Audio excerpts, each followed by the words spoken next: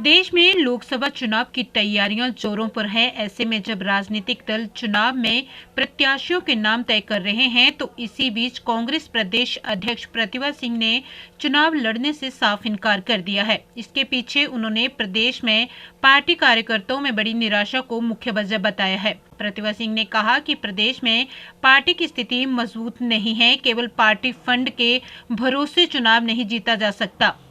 कांग्रेस प्रदेश अध्यक्ष प्रतिभा सिंह ने कहा कि उन्होंने चुनाव लड़ने से इनकार कर दिया है। प्रतिभा सिंह ने कहा कि उन्होंने पार्टी आलाकमान के सामने अपनी बात रखी है। उन्होंने लोकसभा उम्मीदवार के तौर पर अपना नाम ड्रॉप करने के लिए पार्टी हाईकमान से कहा है। प्रतिभा सिंह ने इस दौरान कहा कि वह इस स्थिति में नहीं है कि चुनाव लड़ सके। प्रतिभा सिंह ने कहा कि पार्टी के कार्यकर्ताओं में बहुत निराशा है। उन्होंने इस मामले को पार्टी हाईकमान के पर्यवेक्षकों के सामने भी उठाया था। इसके अलावा प्रतिभा सिंह ने कहा कि प्रदेश में इस वक्त पार्टी की स्थिति मजबूत नहीं है। केवल एमपी फंड बांटने से चुनाव नहीं जीता जाएगा। कांग्रेस प्रदेश अध्यक्ष प्रतिभा सिंह ने कहा कि पार्टी हाईकमान को प्रदेश नेतृत्व की ओर से नाम प्रस्तावित कर दिए गए हैं। अब प्रदेश लोकसभा चुनावों के लिए नाम तय करना पार्टी आलाकमान के हाथ में है।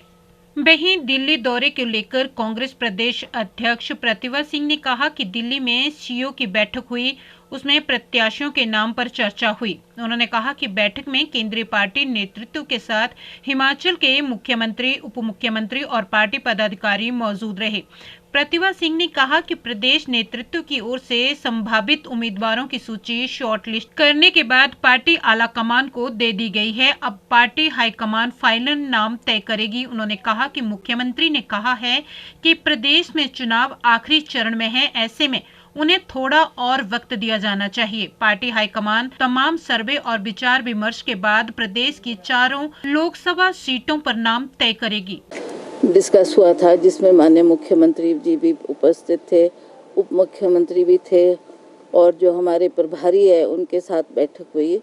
उन्होंने कुछ नाम जो हमने शॉर्ट लिस्ट करके दिए थे उसमें उन्होंने कहा आप वो नाम भेज दें और हम फिर उस पर मंथन करेंगे, सोच करेंगे, सर्वे करवाएंगे, जिसका बेस्ट होगा उसको टिकट दिया जाएगा। जो फील्ड में चारों तरफ से आवाज़ आएगी, सर्वे के मुताबिक जिसका नाम सर्वप्रिय आएगा, मतलब सबसे नंबर 1 पे आएगा, उसको हम कंसिडर करेंगे, उसको टिकट दिया जाएगा।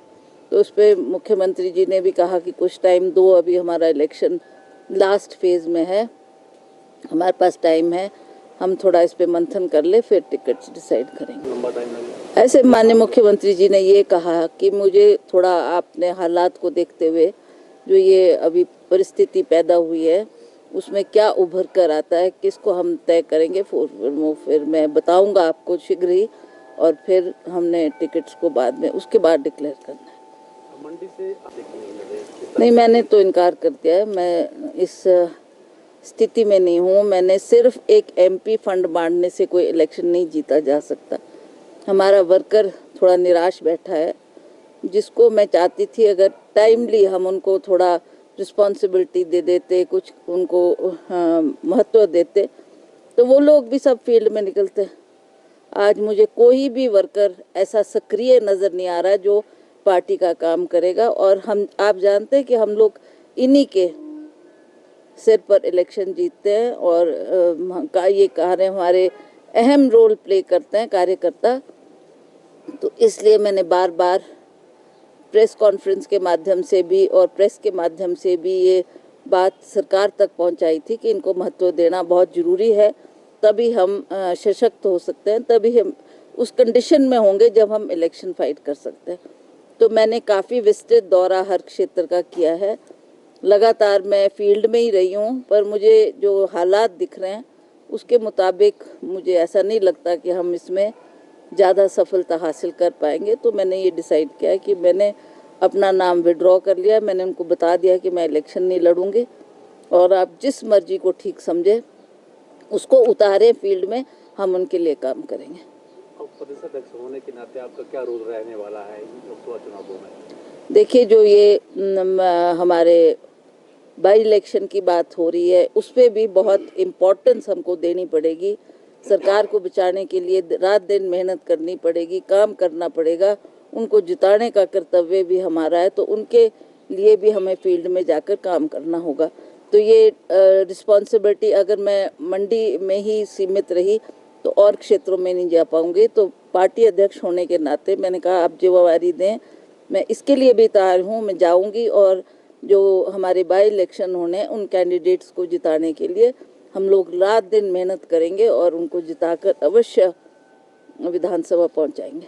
पूरी तैयारी लगती है कांग्रेस पार्टी, क्योंकि अभी कोई आपका टिकट घोषित नहीं हुआ है, उस तरह से तैयार भी नहीं है कांग्रेस। देखिए, हम मेहनत तो कर रहे हैं, फील्ड में हम लोग हैं और सभी जो कार्यकर्ता हैं उनको भी ये आभास हो चुका है कि अब हमारे को इन चुनाव का सामना भी करना पड़ेगा। तो हम कोशिश करेंगे कि उनकी छोटी मोटी नाराज़गी दूर करें, उनको तैयार करें ताकि वो फील्ड में जाकर काम करें, क्योंकि हमको ये सरकार को बचाने के लिए बहुत अहम कदम उठाने पड़ेंगे और रात दिन मेहनत करनी पड़ेगी ताकि हम इनको जिताएं और अपना बहुमत साबित करें।